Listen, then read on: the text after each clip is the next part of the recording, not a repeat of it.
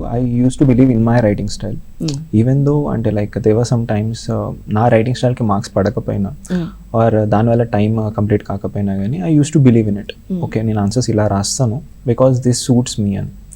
So నేను toppers copies రాసినప్పుడు కూడా వాళ్ళ స్ట్రాటజీస్ చూసినప్పుడు కూడా వాళ్ళ strategies I use to make it my own.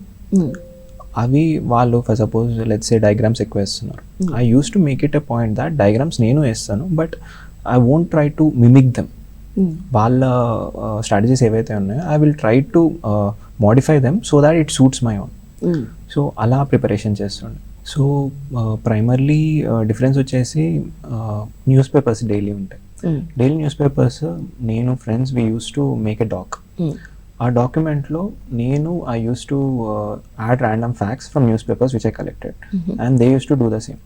So final మూమెంట్లో ఇప్పుడు ఫర్ ఎగ్జాంపుల్ లెట్స్ సే ఏదైనా టాపిక్ ఉంది, ఆర్ట్ అండ్ కల్చర్ ఒక టాపిక్ ఉంది, అది న్యూస్లో ఉంది అనుకుందాం.